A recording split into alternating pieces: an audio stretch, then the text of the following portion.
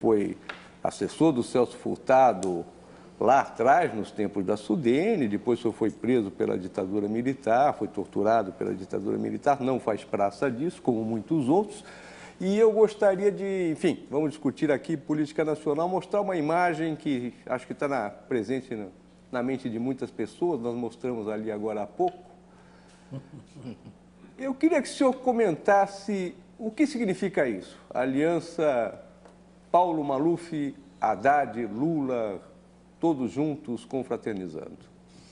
Boa noite, Mário Sérgio. Muito obrigado pelo convite e pelos entrevistadores que você me proporciona esta noite. Alguns eu conheço, como a minha amiga querida Ivana, e os outros pela referência dos seus jornais, e onde atuam, e o Paulo Caruso, evidentemente, todo brasileiro conhece. Essa aliança é o fracasso da política e é o fracasso do PT.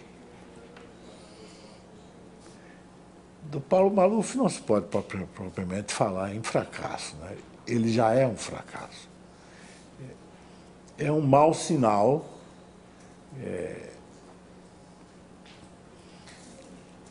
Nós caminhamos para uma mentalidade cínica que não faz diferenças, porque partido significa tomar parte.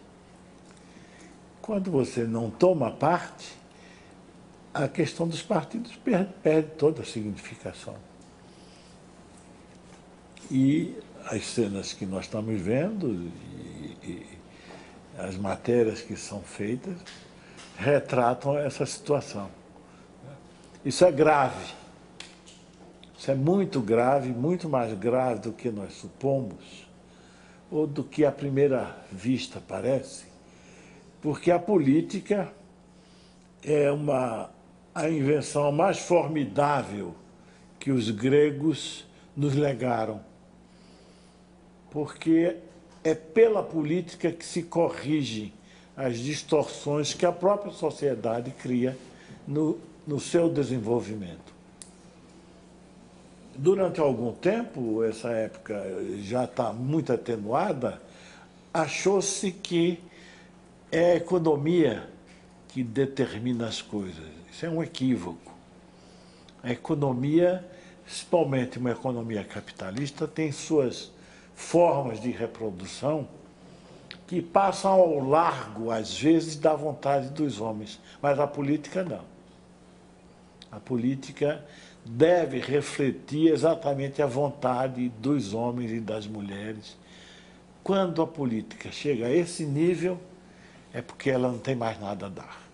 Agora, o senhor está filiado, foi um dos fundadores do PSOL. O PSOL é uma alternativa, professor? Não, não é. Eu vou dizer isso e evidentemente, meus companheiros e camaradas do PSOL não gostam. O PSOL não é uma alternativa. O PSOL nasceu para fazer uma crítica ao PT pela esquerda. A crítica pela direita já é feita continuamente. Ele não tem conseguido fazer, né? Porque o PSOL, de alguma maneira, pensa refazer o caminho do PT. Esse caminho do PT, para usar um dos meus autores favoritos, Gabriel Garcia Marques, ele é irrepetível desde sempre e para sempre. O PSOL e os outros ou inventam outras formas de fazer política, ou aquela que criou o PT já fracassou. Por que, professor? Por que o senhor acha que é irrepetível a trajetória do PT, digamos? É irrepetível porque o PT nasceu de uma conjunção que é muito rara na história. O PT nasceu da conjunção de egressos da luta armada que haviam sido aniquilados pela ditadura, nasceu de uma orientação que vinha das comunidades eclesiais de base, importante porque essa contribuição das comunidades deu um sentido ético ao PT que os outros partidos não tinham. E que mesmo os partidos da esquerda brasileira não tinham. E a terceira força, a mais notável, foi a dos sindicalistas, chamados autênticos, não é? A testa dos quais estava Luiz Inácio Lula da Silva. Uma conjunção dessa, com a qualidade dos atores, não se repete. Se o senhor me permite voltar à questão do Maluf e do Lula, claro que ali, e eu não estou defendendo essa aliança, claro que não, eu estou dizendo que apenas que ali o que se viu é a que foi reduzida a política hoje, principalmente quando se aproximam as eleições. Quer dizer, é uma busca de tempo de televisão, de tempo de rádio para fazer a propaganda eleitoral. O que interessava ali para o PT, ou o que interessou a Lula ali no caso do Maluf, era o tempo que o partido do Maluf tinha para entregar de bandeja para o PT. Claro que isso é um sinal mais do que evidente do empobrecimento da política. O senhor vê como se sair disso, quer dizer, como se, uma vez passada a experiência de se viver sob o governo, o controle, o domínio, a prevalência do PT, como se dar uma volta e, vamos dizer, e se resgatar valores perdidos, e se sonhar com uma política que nós pensávamos que ia ter e não tivemos? Dá ainda para sonhar com essas coisas? Não, só dá para ter pesadelo. Sonhar não mais. Eu trabalho todas essas questões, devo dizer, sem falsa modéstia, com as armas e os instrumentos que a minha ciência social me fornece. Até onde ela pode apontar no horizonte, a gente não vê modificação possível que reverta essa situação. Certamente, isso é uma vista curta da ciência social. Mas não se pode pedir à ciência social mais do que isso. Felizmente, tem história pela frente e isso pode mudar. Nós não sabemos como. Professor, o senhor tem dito algumas vezes que é necessário, em função de tudo isso, reinventar a política. Como seria isso? Qual seria o caminho, principalmente no Brasil? Em primeiro lugar, a política precisa voltar a ser o que Aristóteles dizia, a busca do bem comum. Isso é uma utopia. Mas é preciso perseguir a utopia desesperadamente. Fazer a política do possível, qualquer um faz. Como é que se reinventa a política? Trazendo para ela os valores cívicos, os valores republicanos, os valores democráticos, sem esperar milagres. A política não é um terreno de milagres. A política é feita por homens e mulheres com seus equívocos, seus erros, mas ela não pode abandonar, na verdade, aquilo que deve ser o seu norte. E esse norte é a soma das forças da sociedade para mudar-se. Ao invés de forças externas, uma ditadura, por exemplo, é uma forma de política, mas é a forma de política mais desprezível. É uma forma que a sociedade criou de reformar-se toda vez que ela encontra desvios na sua trajetória. Professor, nossa promiscuidade hoje é tanta que essa construção que o senhor fala me parece uma construção de longo prazo. E enquanto isso? Enquanto isso, Enquanto isso, é lutar, martelar, bater, teimar, ser teimoso. Não há milagre. E principalmente na política. E da forma como a política no Brasil se encaminhou, é preciso das chamadas 3 virtudes cardeais que a religião apontou, é preciso muita esperança. Eu não sou particularmente esperançoso. Professor, o senhor falou em sentido ético, o sentido ético do PT, e esse sentido ético ele foi se perdendo ao longo dessa trajetória e um dos momentos capitais dessa perda do sentido ético foi o episódio do Mensalão. Na semana passada foi marcada a data do julgamento, foi entregue a revisão do relatório. Queria saber qual a sua expectativa em relação a esse julgamento. Um julgamento desses não faz com que o país, de uma certa maneira, discuta toda essa questão de corrupção, de campanhas eleitorais e, eventualmente, talvez ajude a colocar essa questão da ética em pauta novamente? Eu acho que é uma bela ocasião. O julgamento do Mensalão, se outro resultado não tiver, e espera-se que tenha, ele lança de novo a discussão, essa discussão tão importante entre nós. Que rumos a política deve ter, se a corrupção é um componente essencial de fazer política, se a sociedade tem forças para corrigir os erros daqueles que ela escolheu como seus representantes. É trágico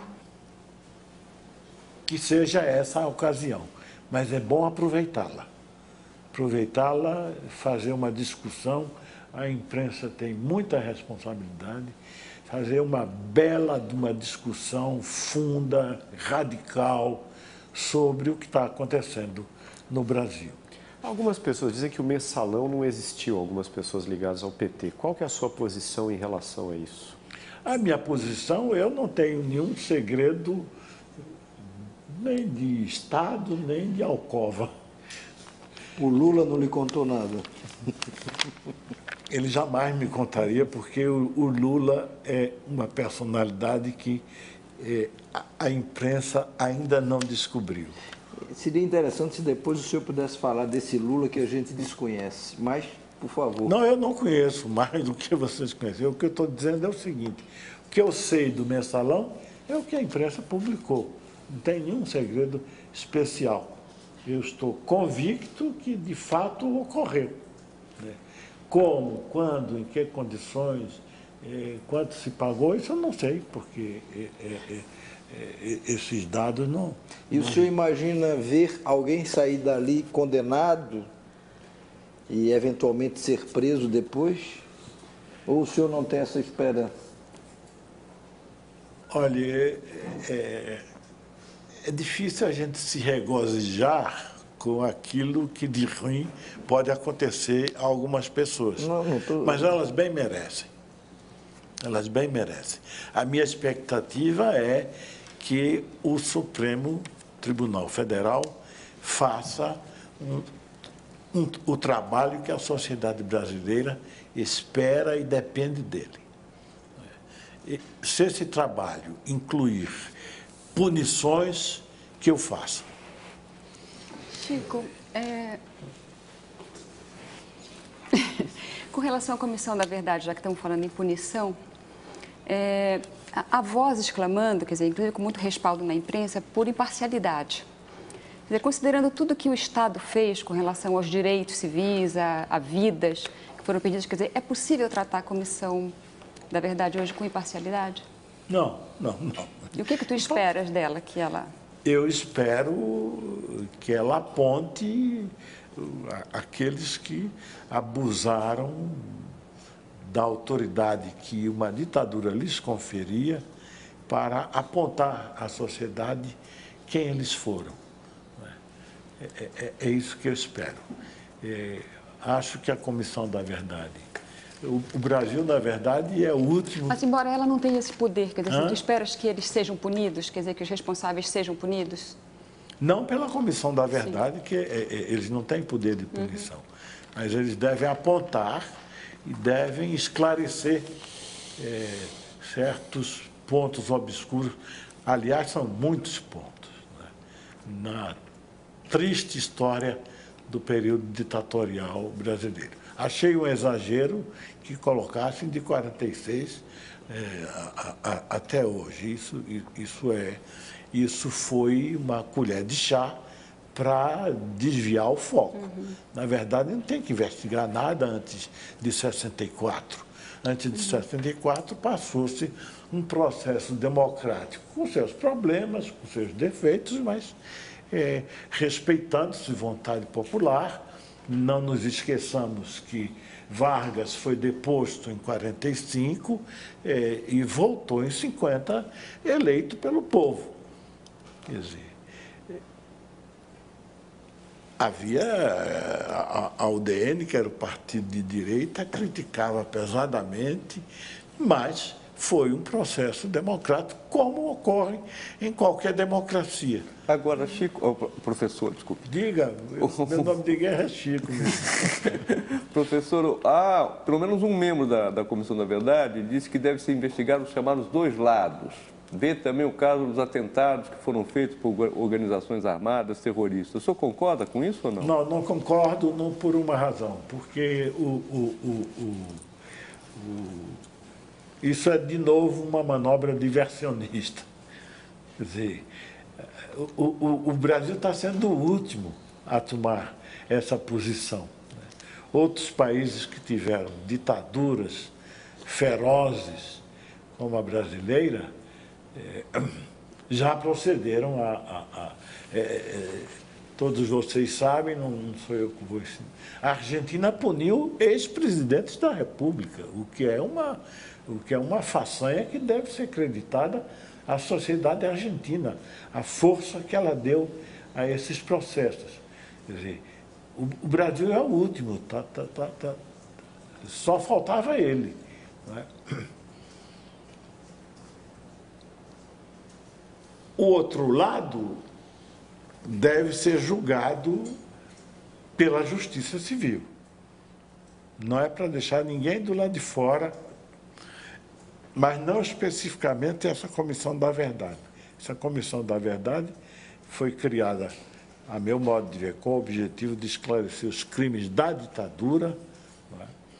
E os outros que cometeram crimes devem ser julgados pela Justiça Civil, que tem meios e modos de fazer aqueles que cometeram crimes, na verdade.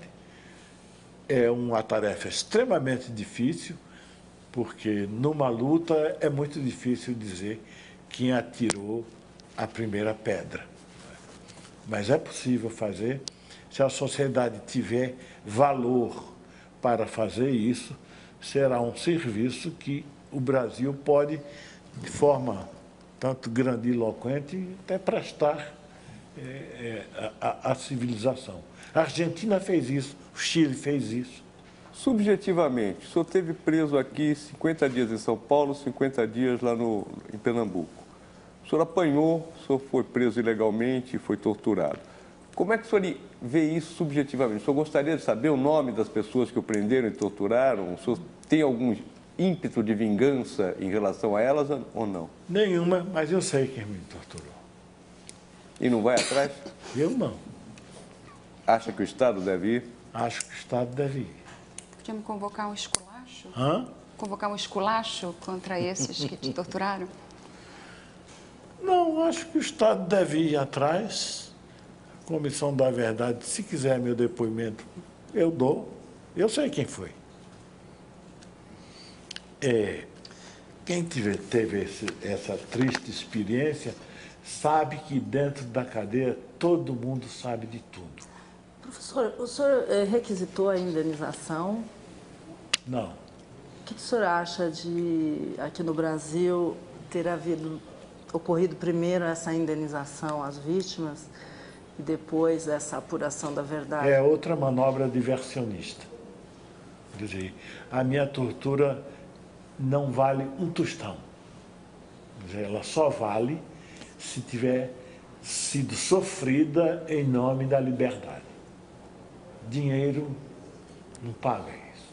O senhor poderia dizer o nome das pessoas que o torturaram, professor? Posso. Quem são? 2, pelo menos, eu me lembro. Eram delegados, José Coco e o outro, que tem o nome do ator, Francisco Coco, Em São Paulo? em São Paulo. E o senhor sabe o que foi feito deles ou não? Não sei. Sei que o José até foi promovido numa dessas promoções que o governo do Estado faz. Em Pernambuco, o senhor não passou por igual sofrimento? Não. Não porque porque nós estamos no Brasil. Eu era de Pernambuco, era bastante conhecido, como ocorre em famílias numerosas, meu irmão era militar. E foi ele que me tirou das garras do Álvaro da Costa Lima, que era conhecido Conhecidíssimo? como... Conhecidíssimo, Alvinho. Alvinho. Era conhecido como aquele que comia fígado de comunista. O Álvaro da Costa Lima, ele era parente de Dona Sussu, que era mulher do governador, foi governador de Pernambuco, Joaquim Francisco Cavalcante. Cavalcante é uma velha oligarquia corrompida e prolífica. Tem Cavalcante por todo lado do Brasil. E tem Cavalgado também, né? Eu sou Cavalcante e Cavalgado. Professor, se o senhor permite... Eu não fui torturado em Pernambuco. Em Pernambuco. Por essa razão, porque no momento em que minha família soube da minha prisão, o meu irmão, que já morreu, foi e me tirou. O senhor falou um pouco antes do Lula, que quando eu lhe perguntei se ele tinha lhe feito alguma confidência, que era uma brincadeira só, o senhor deu a entender que mesmo vocês da imprensa não entendem direito, não conhecem direito o Lula. Qual é esse Lula que a gente não conhece e que talvez o senhor, pelo fato de ter frequentado o círculo dele durante um tempo, talvez tenha algumas pistas que nos faltem? Não, eu não frequentei círculo nenhum. Eu não sou íntimo do poder, absolutamente. Para dizer a vocês, sem nenhuma arrogância, quando Luiza Erundina se elegeu prefeita de São Paulo, eu estava no meu escritório, no SEBRAP, e ela ligou para mim, pessoalmente, e me convidou para ser secretário de planejamento dela. Eu recusei no ato. Disse, não, eu não aceito, eu não sirvo a nenhum governo. E indiquei o Paul Singer, que foi ser secretário de planejamento dela. Não sei se foi por minha indicação, ou ela já tinha na cabeça. De modo que eu não quero nada com o poder e estou sempre contra ele, eu sou espanhol. Mas me fale desse Lula que o senhor disse que a gente talvez não conheça direito. Eu não tenho segredo especial nenhum, porque eu nunca fui... Não, mas o senhor deve ter uma observação, pelo menos, mais... Eu nunca frequentei círculos íntimos de ninguém. O que eu digo do Lula é que ele é muito mais esperto do que vocês supõem. Já imaginava. Mesmo a imprensa. Esperto em que sentido, professor? Em que sentido? No sentido de que o Lula não tem caráter. É forte. O Lula não tem caráter. O Lula é um oportunista que a sociedade brasileira e eu, particularmente, como parte da esquerda brasileira, sou responsável, porque nós fizemos de conta que o operário é igual à classe. Como Marx disse há 150 anos, que a libertação da classe operária só será obra da própria classe operária, nós confundimos as duas coisas. A gente achou que tinha chegado ao paraíso. Mas ele saiu com altos índices de aprovação, professor. Aqui o senhor... E daí? Mas o Titio povo... Adolfo também tinha altos índices de aprovação. Mas, professor, Nos anos 30. voltando para trás, era um metalúrgico, um líder operário, liderou greves importantes no final dos anos Não 70. liderou nada. Mas como, professor? Não, isso é a história e a lenda que se construiu. Se você, Mário, que é jornalista e que tem responsabilidades, vá rever os jornais da época, quem liderava as passeatas era Ulisses Guimarães, para garantir que a polícia não atuasse contra os grevistas. Mas havia assembleias enormes na Vila Euclides, parou São Bernardo, as montadoras pararam, e era a palavra do Lula. Havia. Então, eu estou dizendo, havia uma liderança ali, operária, importante. O senhor está dizendo que não, é um homem sem caráter que estava fazendo aquilo por quê, então? Eu acho ele sem caráter. E é preciso fazer outra correção na história brasileira. Na verdade, os sindicalistas não tinham posição política nenhuma. Foi o movimento democrático brasileiro, não o MDB, estou dizendo, o conjunto da sociedade brasileira que lutava por uma nova democracia que levou os sindicalistas para a esquerda. Nenhum deles era de esquerda. Mas eles... Perdão, Noblar, mas eles construíram um partido. Construíram. Um partido que, no começo, tinha uma feição de classe. Construíram uma central sindical. Claro. Isso tudo está no ideário da esquerda, imagino, não? Tá. Então, como é que o senhor pode dizer que aquilo que eles foram para a esquerda pelo movimento... Eu estou dizendo que os sindicalistas foram para a esquerda empurrados pelo movimento da sociedade. Se dependesse deles exclusivamente, não haveria movimento de esquerda no Brasil. Você não conhece nenhum deles, dos nomes importantes daquela época, que tenha sido de esquerda. Existia um que chamava-se Paulo dos Couros, Paulo Skromov, que era conhecido, um militante trotskista conhecido. Outros que seguiam mais a orientação da Igreja Católica, que estavam na Zona Sul, por exemplo, tinham uma orientação ideológica ligeiramente para a esquerda. Não era nitidamente de esquerda. Dos sindicalistas chamados de São Bernardo, não tinha um de esquerda. Professor, quando o senhor diz que o Lula não tem caráter, o senhor remete àquela questão de, uma vez mesmo, ele ter dito que era uma metamorfose ambulante, quer dizer, hoje pode estar numa posição, amanhã, eventualmente, noutra. Foi ele que disse. Sim, eu estou dizendo, é nesse sentido que o senhor fala? Foi ele que disse. Agora, professor, que episódios da trajetória do Lula, na sua opinião, embasam essa sua afirmação de que o ex-presidente Lula não tem caráter? Esta. Quer dizer, que é uma metamorfose ambulante, o que é? Quer dizer, estas recentes alianças. O Lula é o seguinte, eu vou dizer, e se ele quiser me processa. Nada, fica só aqui entre nós, pode dizer. O Lula é uma vocação de caudilho.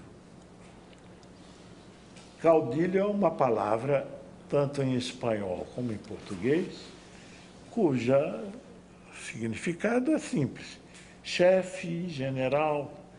Depois de Franco, na Espanha, caudilho ganhou uma conotação sinistra. Caudilho é a antessala de um ditador. Professor, o senhor não vê, e qual o papel, então, histórico do Lula no Brasil? Como o senhor classificaria? Teve, enorme. Qual? Como o senhor Enorme. definiria? Como o senhor acha que ele vai passar, então, para a história depois nessa quase que Não, ele vai destruição de passar a imagem que o história senhor fez como aqui. um grande presidente, não há dúvida nenhuma. A história é construída. O senhor acha que ele não tinha um sonho, professor, independente dessa questão que o senhor está colocando, ideológica, de esquerda? O Lula não tinha um sonho De que imprensa de você... fazer alguma coisa, Não, de que- essa coisa do bem de que comum, que o organismo senhor você falou está que é o Perguntando objetivo qual é da o teu jornal ou a política. tua revista, é isso que ele está perguntando. Como? Qual é? Teu veículo. Eu sou editora-chefe do jornal DCI, Diário, Comércio, DCI. Indústria e Serviço. Não tem ninguém aqui da Veja, né? Não. É. O senhor estava preocupado com isso? Não estou preocupado, não. Queria só o testemunho, porque em alguma matéria muito antiga da Veja, ele disse o que é que ele gostaria de ser. Ele detestava ser famoso e pobre. Ele queria ser anônimo e rico. Não sou eu que digo essas coisas. Agora, o senhor aproximaria ele, como perguntou José Márcio, como figura histórica? Populista, Getúlio, Perón, Chaves? Do que nós estamos falando? De jeito nenhum, gente. De jeito nenhum. Nenhum? De jeito nenhum. A esquerda, na qual me incluo, tem uma enorme dificuldade em lidar com Vargas. Por quê? Porque Vargas, de 37 a 45, foi ditador. Vargas é o único estadista que o Brasil produziu em 300 anos de história. O Lula não pode se comparar com ele, mas nem que você apele a São Luís Gonzaga. Mas o Getúlio fez o seguinte: CLT, industrialização, beneficiou uma classe pobre, beneficiou uma burguesia industrializante. Lula beneficia uma burguesia financeira, faz o Bolsa Família, aumenta o salário mínimo, não há um termo de comparação. É incomparável. Se você seguir todas as instituições do moderno Estado brasileiro, todas são varguistas. Todas. Não há nenhuma que não seja. Do Lula, não há uma instituição que ele tenha criado. Bolsa Família, que é o galardão do PT, não é constitucional, nem é lei. O próximo presidente que vier pode tirar. É incomparável.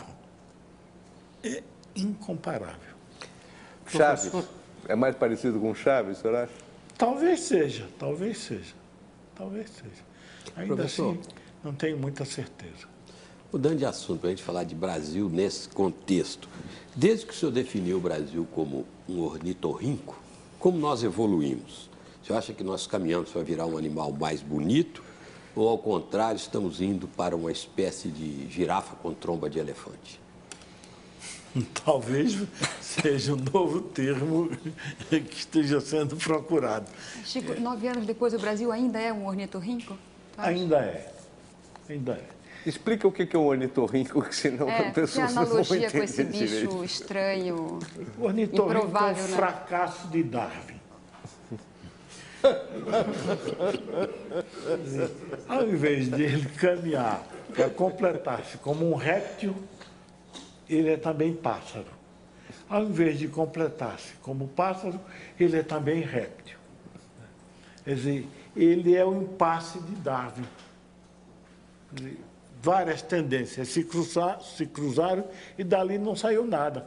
Saiu um bicho desse tamanho, feio, horroroso e venenoso. E por que o Brasil é um ornitorrinco? Porque ele tem a modernidade mais avançada, né? E tem o atraso, o peso do atraso, são os pés de chumbo do Brasil. A tese é de que o atraso existe para sustentar, enfim, como a pobreza existe para sustentar a minha riqueza. tese é de que atraso e progresso se combinaram sempre no Quer dizer, Brasil. o atraso nunca vai virar o avanço, porque ele é necessidade da Ele é uma existência. necessidade da forma como o Brasil foi formado. Né? Nós somos um país periférico, isso é um peso muito grande, né?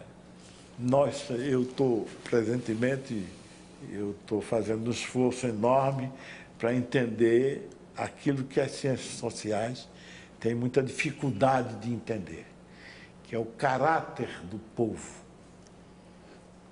A ciência social não avança até aí, porque entra no terreno da subjetividade e os sociólogos não têm armas conceituais para tratar disso.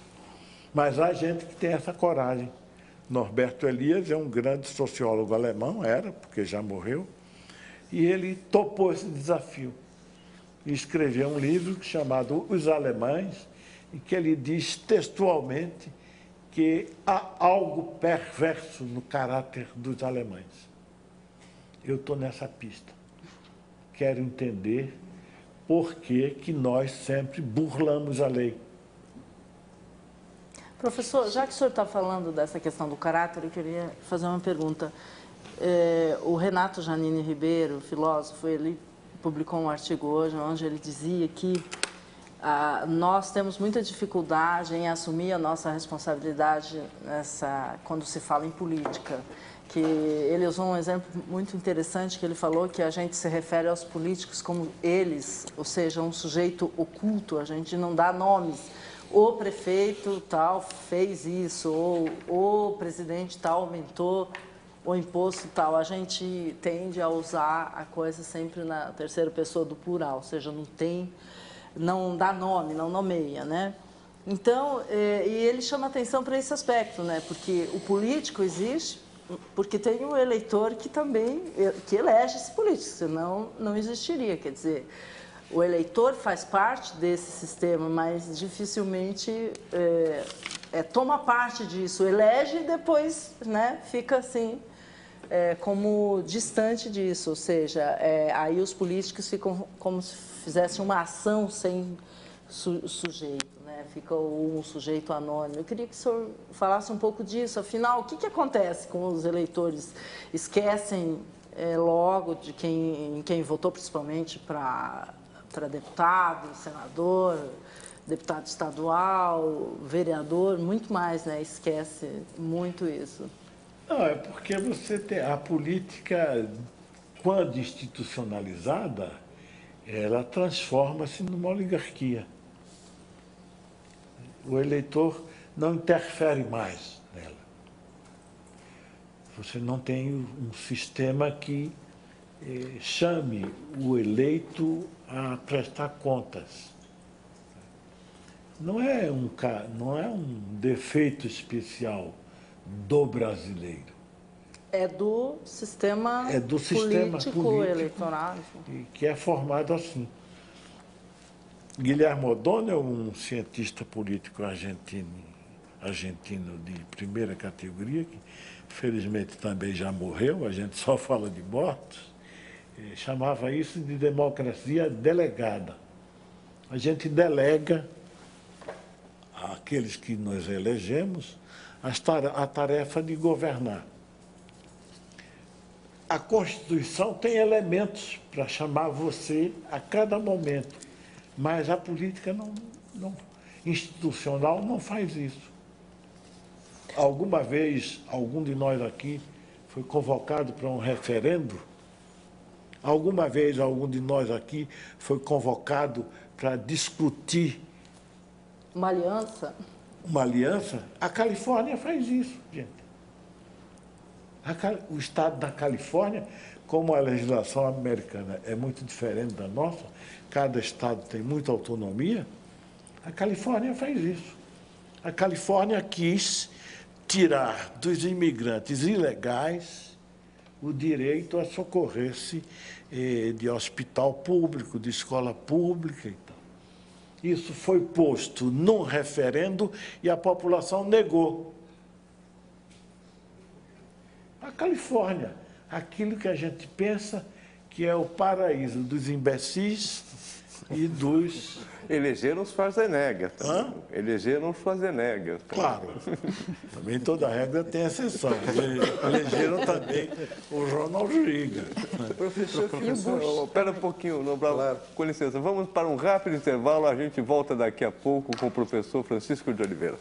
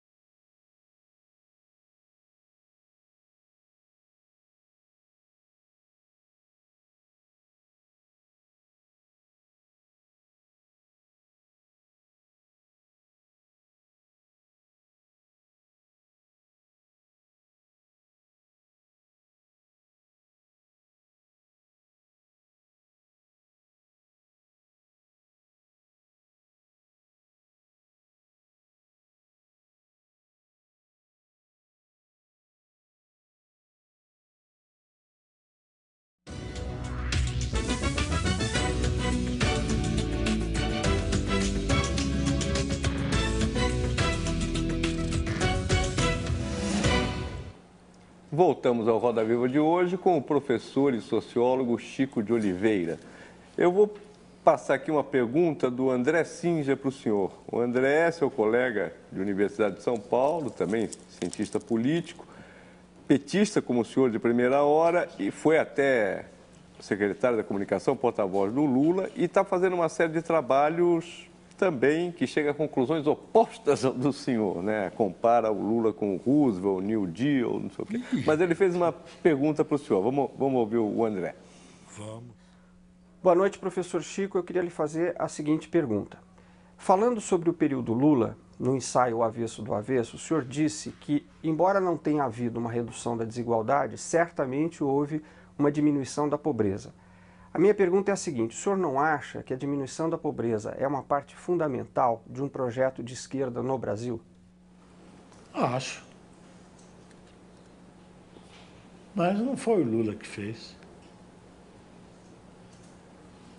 Você é cientista político. Aliás, nós estamos nessa controvérsia já faz tempo. É muito interessante essa controvérsia porque o André Singer, ao contrário de muitos petistas, ele eleva o nível da discussão. Ao invés de rebaixar, ao invés de me chamar de idiota, direitista, ele eleva o nível da discussão. Agradeço a sua grandeza de pensamento. Mas, se nós observarmos para trás, vai se ver que essa construção dos chamados benefícios sociais vem desde Sarney. A gente chamava, naquela época, o leite do Sarney. Programa do leite. Não é? Depois, Fernando Henrique ampliou. Na verdade, o Bolsa Família é uma cópia do programa que Cristóvão Buarque fez quando governador do Distrito Federal. Eu não condeno nenhuma dessas medidas, porque eu sou eticamente cristão. Eu sou ideologicamente marxista e eticamente cristão. Quer dizer, fui ensinado a não negar o auxílio quando ele é necessário. É uma conquista civilizatória que o cristianismo me deu e eu não a renego. De modo que qualquer medida que venha em benefício dos mais necessitados conta com o meu apoio sem nenhuma restrição. O que eu não faço é transformar isso em bandeira do presidente Lula. Professor, o senhor falando aí da questão da diminuição da pobreza, o senhor falou do governo Sarney, do governo Fernando Henrique. Eu queria aproveitar o gancho porque a gente falou tanto do Lula no bloco anterior, falar um pouco do Fernando Henrique Cardoso. Foi seu colega de SEBRAP durante muito tempo, uma pessoa que o senhor conhece bem. Queria que o senhor falasse dele como homem, na sua opinião, e como presidente. Qual a sua avaliação? Olha, eu fui colega do Fernando Henrique Cardoso durante 12 anos, no SEBRAP. Ele era o líder indiscutível daquele grupo. Eu diria o seguinte, que o presidente se esqueceu daquilo que o sociólogo sabia. O sociólogo sabia que não há economia capitalista sem Estado. O sociólogo sabia que todas as potências industriais e desenvolvidas do mundo salvo a Inglaterra, foram uma construção conjunta de mercado e Estado. Todas, sem exceção. A Inglaterra é a única exceção porque foi a primeira. E você não pode comparar a primeira com nenhuma.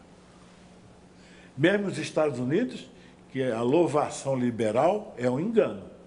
Os Estados Unidos, metade do território dos Estados Unidos tem nome espanhol, quer dizer, tomado do México. Os Estados Unidos tinham em seu território culturas autóctonas, para não chamar indígenas, não é? De elevado grau de desenvolvimento. Eles mataram simplesmente as nações indígenas. Mataram. De modo que os Estados Unidos não são exemplo para nada. Todos os países têm em seu DNA um componente de violência que é inescapável. Professor, não resisto a fazer a seguinte pergunta. Falou que o senhor disse que o Lula não era nem de direita nem de esquerda. O Fernando Henrique foi de esquerda? Foi, sim. Foi. Fernando Henrique foi de esquerda, eu o conheci, era um homem de esquerda. Ele foi até do Partido Comunista, gente. Não. Foi, sim. Foi, sim. Foi do Partido E ele Comunista. deixou de ser, professor, depois que Chico, chegou no poder? Ainda no SEBRAP, eu acho que não. Bom, Foi. Ivana, Agora, Chico, como... pergunta só para ele. Se o Fernando Henrique deixou de ser de esquerda depois que chegou ao poder? Não, já tinha deixado É antes. que eu queria perguntar um pouco mais, inclusive, assim, não só do Fernando Henrique, Chico, mas assim, como que um centro que nasceu aglutinando intelectuais de oposição, como era o SEBRAP, né? Aliás, o Fernando Henrique foi fundador do SEBRAP. Como é que ele virou uma coisa muito diferente hoje, mas principalmente assim, ele gerou um presidente, o Fernando Henrique, que privatizou tudo que havia de produtivo no setor estatal, né? E quer dizer, nesse sentido, ele completou, inclusive, o que o Collor não conseguiu fazer. Como é que tu acha que se deu isso? Quer dizer, o Fernando Henrique, se ele foi de esquerda um dia, do partido eu não sabia. Ele foi. Mas, de esquerda ele se dizia. Não, ele foi do Partido Comunista. Você, Bom, ainda Roberto hoje, Freire também deve foi existir um dia, colegas dele no Partido Comunista. Eu conheci alguns.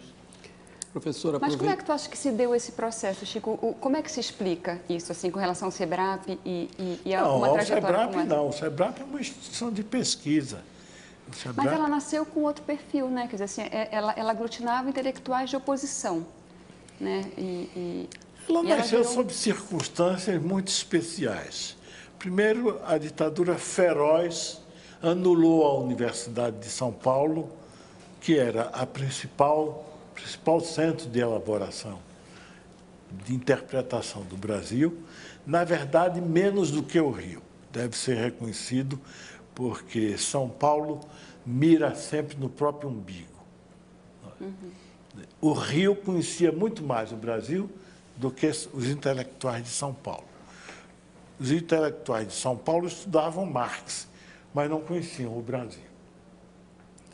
De qualquer maneira, o SEBRAP reuniu um grupo de gente, a ditadura anulou a universidade e essa gente se juntou no SEBRAP. A liderança era Fernando Henrique, evidentemente. Não dá para negar. Eu não faço parte daqueles que hoje querem dizer o Fernando Henrique sempre foi assim. Eu não faço. Ele era um tipo de esquerda, não radical, embora tenha sido do Partido Comunista. Quando eu cruzei com ele, trabalhei 12 anos, era uma pessoa de esquerda. E por que deixou de ser, professor? O que é que foi? Fez uma autocrítica? O que é que foi que houve? Eu não sei, só Freud explica. professor, São processos que você não conhece na intimidade. Né? Eu acho que um pouco porque o Fernando Henrique, como um tipo inteligente que é, decifrou que no Brasil ninguém chegará ao poder se disser que é de esquerda. E ele foi... Mas a Dilma não nega o passado dela. A Dilma não nega o passado dela, nem que foi de esquerda. E chegou. Não ao poder, mas ao governo. Mas você acha que ela faz um governo de esquerda? Não. Não, mas ela não nega que é de esquerda. Mas daí ele queria chegar... O Fernando Henrique foi presidente da Associação Internacional de Sociologia. Você não chega a esses lugares batendo no peito e sou de esquerda, leio Marx. Professor, o senhor ainda tem contato? O senhor sempre foi amigo do Fernando Henrique. O senhor ainda tem contato com ele? E, não, caso não tem. positivo, o senhor não conversam? Não temos porque tem intimidade. Eu sou de outra classe social.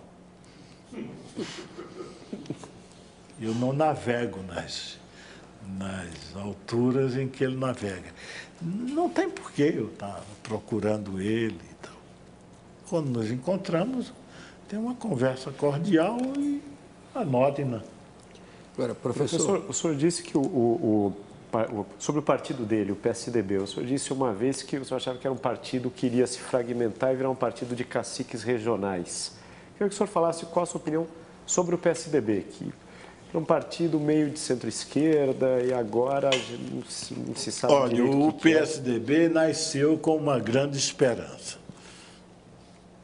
Nós tínhamos o PFL, que era a herança da ditadura, fazia a direita brasileira. O PT fazia a esquerda. Havia um lugar vago na política brasileira. Esse lugar vago era o lugar de um partido laico, um partido republicano, um partido que não precisava ter cores ideológicas muito fortes. Esse era o lugar do PSDB. Agora, professor, olhando então... Ele virou de direita. Olhando então essa situação, professor, olhando essa situação, o senhor acha que a oposição oficial no Brasil tem salvação? Essa salvação? Que está aí? Não, salvação não tem não, porque se você colocar nesses termos, ou é o céu ou o inferno. Ela não vai para nenhum dos dois lados. Ela vai ficar nesse melê brasileiro, sem definição. Mas ela é importante, porque o papel da esquerda não é propriamente o poder. O papel da esquerda é civilizar o capitalismo. Foi isso que ela fez nos países da Europa Ocidental. O senhor se refere ao estado do bem-estar social? É uma construção da esquerda social-democrata, apoiada nos seus sindicatos, apoiada nos seus partidos. Quer dizer, essa é a tarefa da esquerda no mundo. É domar as forças arbitrárias do capital. Ao baixar os juros da forma como está fazendo agora, o governo Dilma não estaria... Não só, abaixar os juros é uma bobagem. Mas, Chico, o centro do capitalismo hoje está numa crise, na mais grave crise desde 29. Tá. Enquanto isso, o Sul não está tão ruim, né? O Sul nos parece em situação melhor. Quer dizer, que transformação é essa no sistema mundial? Quer dizer, como que se explica isso, né? E o que a gente faz hoje? Quer dizer, que alternativa tem a esquerda, não só a esquerda, a teoria, né? A teoria radical, a crítica radical. O que a gente diz hoje para os jovens que estão organizados nos movimentos Occupy, no MST, nos partidos? Quer dizer, o que se diz para essa galera, quer dizer, assim, em defesa da utopia, né? O que se faz hoje? Quer dizer, o quadro do capitalismo é o pior dos mundos hoje, né? Quer dizer, fizeram o bem-estar social, mas hoje estão numa crise que só teve um precedente. Essa crise não é exatamente uma crise do capitalismo. Ela é o contrário. Ela é uma crise de crescimento do capitalismo. Essa não é uma crise derrocada do capitalismo. Ela é uma crise de crescimento exponencial. É que o eixo do desenvolvimento deslocou-se para a Índia e China. Você tem... a China e a Índia colocaram no mercado de trabalho 500 milhões de trabalhadores que o Ocidente capitalista não conseguiu fazer em 300 anos de história. Essa é que é a revolução. E isso deslocou o conjunto de forças mundiais de uma forma que ainda não sabemos onde vai dar. Mas o Brasil caminha em direção a... Perdão, mas na Europa a crise política é grave. Quem manda na Europa são os bancos, são as grandes forças. Há uma regressão nas eleições, há o movimento dos indignados na Espanha, mas é eleita a direita. Na Grécia, polarizou um partido de esquerda e foi eleita a direita. Há todo um movimento para tirar os direitos dos trabalhadores. Isso era mais ou menos previsível, Mário. Isso era mais ou menos previsível. Não é desejável, me entendam bem. Teoricamente, era mais ou menos previsível. Há um grande teórico da social-democracia alemã, chamado Rudolf Hilferd, que dizia isso no começo do século XX. Lutando contra o Bernstein, que era outro grande teórico da social-democracia. Esse foi renegado por Lenin. Reformista. Reformista. O que é que o Bernstein dizia? Preste atenção à classe média. Não é a classe operária que decidirá sobre a civilização, vai ser a classe média. Todo mundo achou que ele era um reformista e um renegado miserável. Hilferding foi por outra pista. Ele foi estudar as formas financeiras do novo capital, de modo que isso era completamente previsível, segundo essa pista teórica. Faltou força à sociedade europeia para dizer não a esse caminho. Faltou força porque quem resiste ao bem-estar? Quem resiste ideologicamente ao bem-estar? Você sabe, todos nós sabemos, que o estado do bem-estar financia até férias. Mas esse filósofo, o Slavoj Žižek, saiu até no blog da Boitempo. Ele publicou um artigo recente dizendo que em Atenas, à noite, em certas periferias, grupos armados de milícia de extrema-direita persegue os imigrantes, bate nos imigrantes, que é uma coisa... Esse tipo de regressão, o senhor acha, tende a se alastrar na Europa? São formas parafascistas, né? Não tem. Não tende a se alastrar. Apesar de toda a crise, mesmo num país como a Alemanha, que é um país muito especial, porque é o líder, na verdade, da União Europeia, o partido, mesmo governos conservadores, não conseguem fazer regredir os direitos sociais. Professor, Só um pouquinho, Zé Márcio, perdão, nós vamos ter que fazer um rápido intervalo e já voltamos com Chico de Oliveira.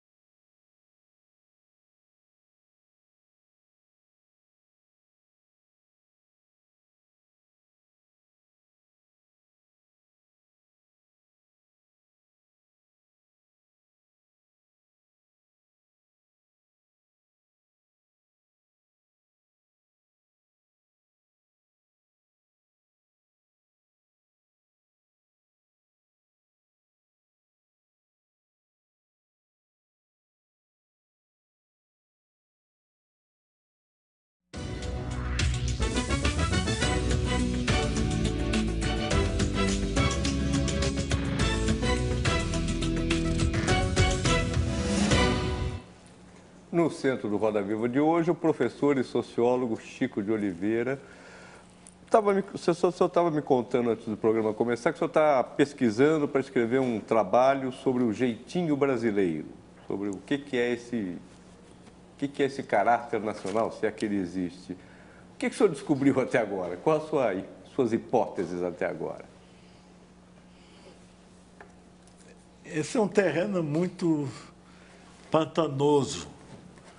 A ciência social sempre não dá o passo para atravessar entre a objetividade e a subjetividade. De modo que, como sociólogo, eu estou me arriscando muito. Qual é a minha hipótese? A minha hipótese é que o jeitinho brasileiro é uma forma de driblar as convenções que o próprio capitalismo impõe.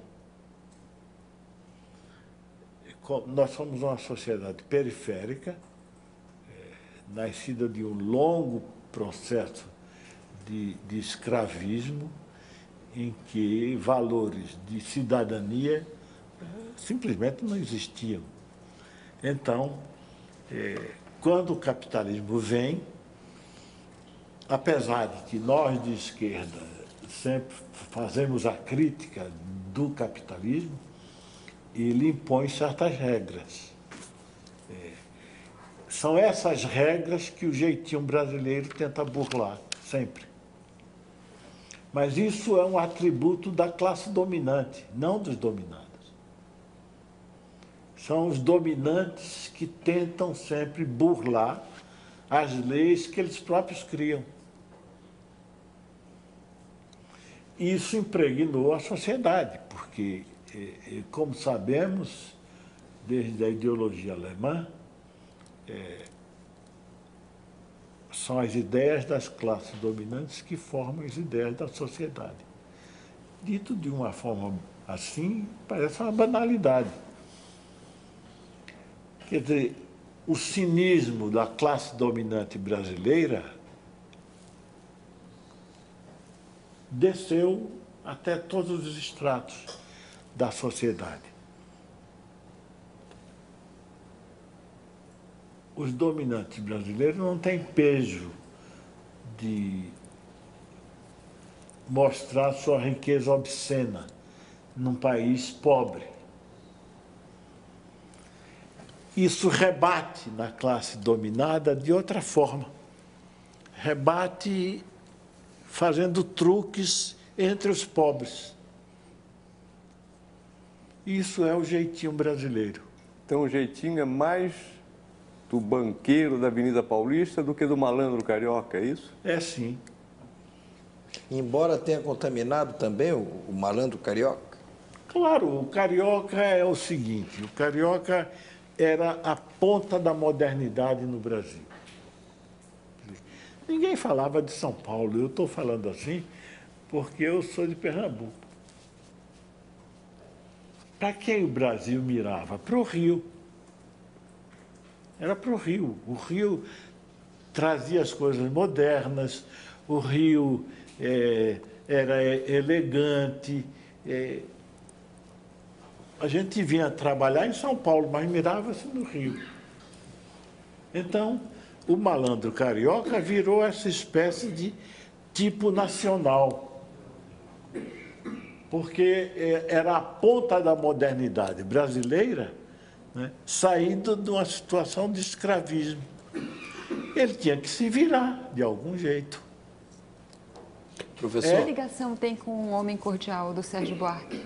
Tudo a ver, tudo a ver. Sérgio Buarque é dos clássicos, dos grandes clássicos brasileiros, aquele que descobriu essa espécie de alma brasileira.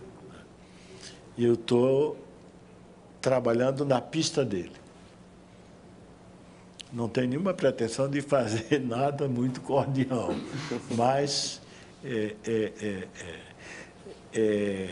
embora ele atribua muita coisa ao caráter ibérico, mas ele é o que se aproxima mais, não é? Não é Caio Prado não trata disso. não é Gilberto Freire. Gilberto Freire não trata disso. O autor certo, na verdade, é Sérgio Buarque. E do jeitinho propriamente dito, alguém mais estudou? Alguém mais está... O jeitinho brasileiro propriamente dito, alguém mais estudou? Não, Isso de não. forma mais sistemática. Essa questão de jeitinho, professor, é uma coisa, vamos dizer, é como a jabuticaba, só existe aqui no Brasil? Ou em outros lugares o senhor identifica algo que pudesse ser chamado de jeitinho também? Não. A minha pesquisa vai em outro sentido. Eu estou seguindo as trilhas também de um sociólogo alemão chamado Norberto Elias, que atravessou a ponte. Ele deu-se a coragem de interrogar sobre o caráter alemão.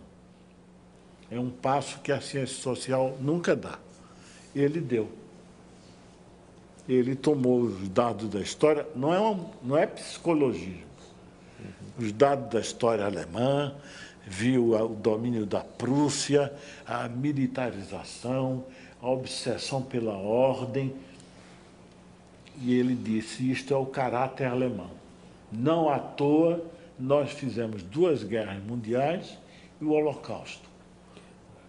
É nessa trilha que eu tento seguir para, quer dizer, a ciência social sempre tem medo de falar do caráter dos povos, mas existe. E o que foi que o nosso caráter produziu até agora de mais relevante? Para o bem e para o mal. Para o bem e para o mal, talvez. Não existe isso de para o bem e para o mal. O jeitinho não é o mal propriamente. Não, claro. O jeitinho é a forma que você encontra para burlar as imposições de um sistema que não é completo entre nós. É porque quando o senhor falou do caráter alemão, o senhor falou citando naturalmente o seu colega alemão, de que, olha... Meu colega não, ele está muitos pontos acima. Não seja modesto. O país que o caráter alemão se expressou, entre outras coisas, na produção de 2 guerras mundiais, no Holocausto, como o senhor citou. E aí eu lhe perguntaria, por curiosidade, quer dizer, o que é que o caráter brasileiro produziu de mais relevante até agora, embora a gente tenha pouco tempo de nascimento, né? Não exageremos, né? Nós temos mais ou menos 200 anos de história. Não é mais do que isso. Como formação da nacionalidade, não é mais. Sim, é pouco tempo, né? É muito pouco tempo. Certo. É muito pouco tempo. Falta muito para o que o próprio Sérgio Buarque diz, não é? Esse caráter cordial, que tem 2 sentidos muito fortes, né? O primeiro sentido forte é aquele que aparece imediatamente. Quer dizer, a gente é apresentado a uma pessoa e imediatamente você beija ela. Isso daí horroriza um europeu. Mas isso, existe um historiador americano que diz, isso é ótimo. Isso quebra as regras frias do sistema e isso é uma contribuição brasileira para a cultura mundial. Foi isso de mais relevante até agora que a gente produziu? Não, para não falar de grandes nomes. Quer dizer, nós produzimos um dos grandes escritores mundiais. Não falo nesse sentido. Eu digo que o jeitinho brasileiro produziu o que de relevante até agora, vamos dizer? A capacidade de conciliação, o quê? Ou não é possível ainda identificar? Não é possível identificar qual é a marca que o Brasil vai deixar no mundo. Ainda não é possível. É possível pesquisar elementos, mas não é possível. Essa é a marca que o Brasil deixa no mundo. É muito cedo, em termos de história mundial, é muito cedo. Professor, essa trilha que o senhor está seguindo, trilha do Sérgio Buarque, como o senhor mesmo disse, nessa época, nos 30, 40, havia toda uma literatura tentando entender o Brasil. O senhor citou o Sérgio Buarque, o Gilberto Freire, o Caio Prado. Depois, isso foi, de uma certa forma, abandonado. As pessoas pararam de se preocupar em explicar o Brasil. Não só os sociólogos, não só a ciência, né? Mas também a própria literatura. Né? Você tinha uma literatura que queria explicar o Brasil, hoje parece que não mais. Por que isso aconteceu? Porque dizia Kennedy, que não é um grande autor sociológico, que a vitória tem muitos pais, só a derrota é órfã. A riqueza produz isso.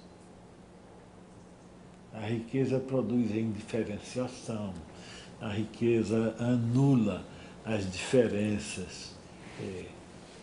Como nós crescemos muito do ponto de vista capitalista, embora estejamos longe de liquidar com a abissal desigualdade brasileira, a riqueza produz isso.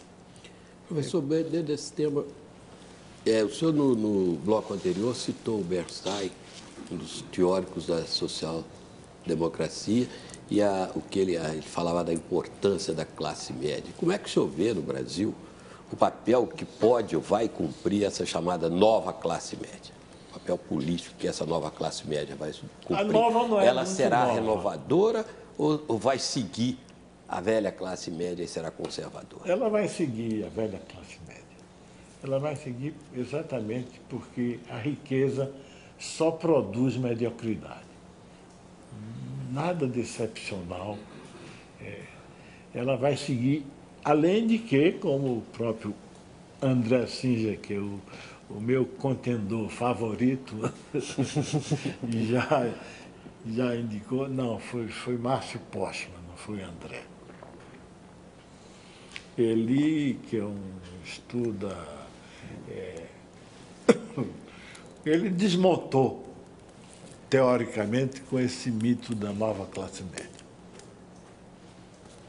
Não existe? Não é? Não, não é uma nova classe média. É um extrato da classe mais pobre, que teve um acréscimo de renda, mesmo porque classe é um dos conceitos mais difíceis da sociologia.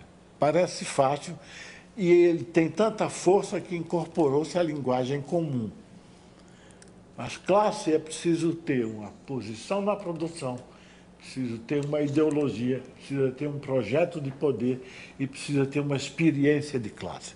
E isso é muito difícil de reunir numa sociedade de massas. Nós estamos num processo de elevação de renda numa sociedade de massas. Mas não é uma classe social formada com os requisitos que a teoria social pede. Está longe de ser. Nós vamos ter que fazer agora, desculpe, um rápido intervalo e voltamos para o último bloco do Roda Viva daqui a pouco.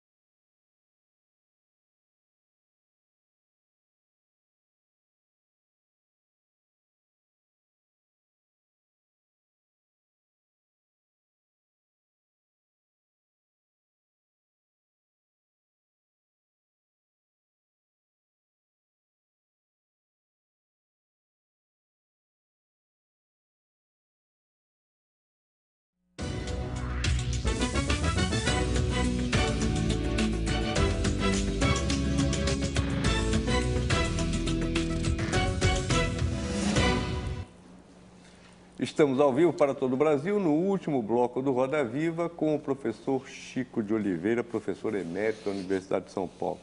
Professor, eu queria, pergunta bem objetiva, eu vou citar alguns nomes que tiveram passagem na sua vida, fizeram parte da sua família espiritual, e eu queria que o senhor dissesse algumas palavras, algumas frases sobre essas pessoas. Celso Furtado. Poucas personalidades de homem público no Brasil podem se igualar a Celso Furtado. Uma pessoa de integridade intelectual e um republicano a toda prova. Antônio Cândido. Eu não tenho muita intimidade com Antônio Cândido. Seria fácil fazer elogios muito fáceis. Antônio Cândido é uma referência principal hoje do pensamento crítico brasileiro. Fernando Haddad.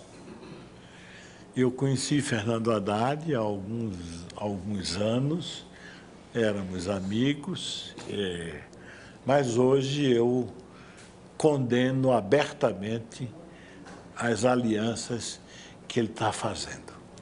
Roberto Schwartz.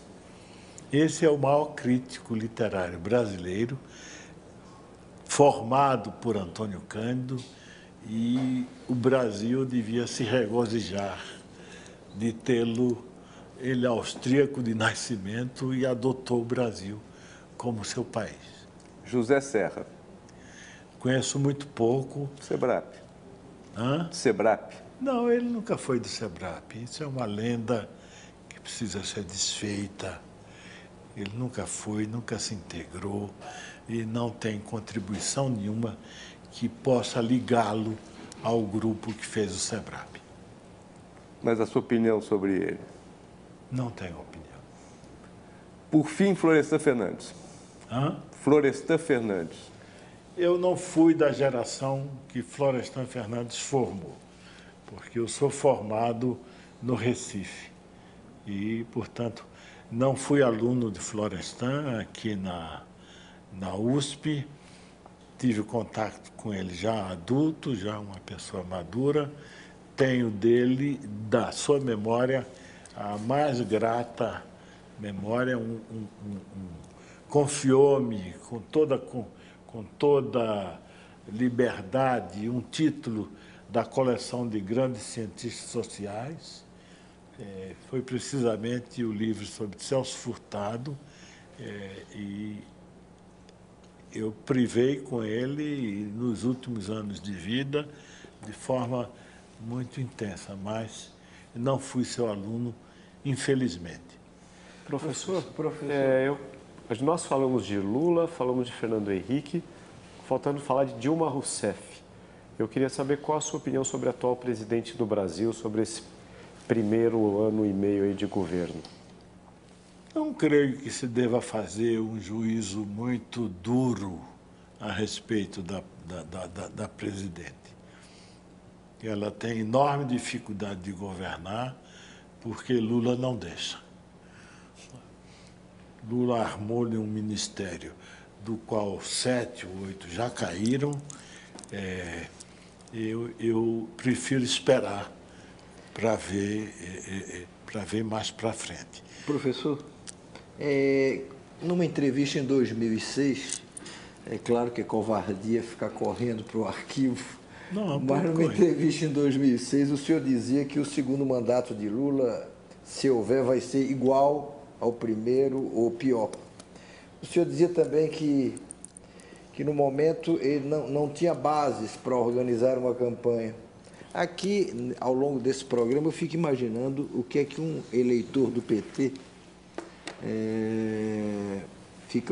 ficou imaginando do programa e do resultado do programa. Como é que é? Quer dizer, o Lula não tem caráter, o partido não tem futuro, o PT fracassou e, no entanto, esse partido já vai fazer 10 anos agora no poder, terá seguramente mais 2 anos no mandato da presidente Dilma. Se arrisca a ter mais 4 anos, seja com a reeleição da Dilma ou com a volta do Lula, como eu penso que ele desejaria. O Lula sai com a maior popularidade que o presidente da República já teve. Não é muito contraditório isso, não? É muito contraditório. Mas titio Adolfo também era assim. Ele atingiu o nível mais alto de popularidade na Alemanha, não é? E deu no que deu. Eu estou longe de dizer que Lula parece com titio Adolfo, de jeito nenhum. Ivana, uma pergunta rápida, por favor. Eu não sei se é rápida, mas o Chico pode tentar. Eu queria que o Chico falasse um pouquinho. A Crítica Razão Dualista está fazendo 40 anos. E o Crítica Razão Dualista é assim, a parte paulista da tua produção. E eu queria assim, que tu tentasses falar um pouco como é que funciona o capitalismo na periferia e qual o papel do Brasil. Quer dizer, o Brasil caminha para uma China, caminha para a Índia, ou a gente caminha para uma regressão colonial, enfim, com essa... Não, regressão colonial, estamos longe disso. Não podemos ser Índia nem China. E é bom que não nos metamos a isso. A China e a Índia têm salários de $5 por dia. Isso não é modelo para nada. O Brasil não deveria tentar esse caminho. Esse caminho, sim, dá em regressão. O que nós devemos tentar fazer é melhorar a nossa precária social-democracia, que antigamente era um palavrão na boca da esquerda, não é? E, na verdade, foi o nível mais alto que o capitalismo conseguiu atingir no Ocidente. É melhor se parecer com a social-democracia do que com a China e com a Índia. Eu sou absolutamente contra esse caminho. É melhor o Brasil ter uma inserção internacional mais consistente, que possa redistribuir renda de uma forma vigorosa, coisa que nem a China nem a Índia fazem, e ter uma posição modesta no cenário internacional. Não tem por que nos cair na tentação de querer ser um dos grandes atores do jogo internacional. Isto, nas condições de um país periférico, só pode dar em desastre social. É melhor ir de forma consistente, tal como a gente tem muito, como dizia Nelson Rodrigues, esse complexo de vira-lata. Mas o Brasil foi a segunda economia mais consistente do século XX. A segunda de maior crescimento no século XX. A primeira foi o Japão, a segunda foi o Brasil. A taxa de crescimento histórica da economia brasileira de Deodoro a Lula foi de 4,6% ao ano, o que é uma façanha formidável. É nesse caminho que a gente tem que tentar continuar. Infelizmente, essa taxa baixou muito.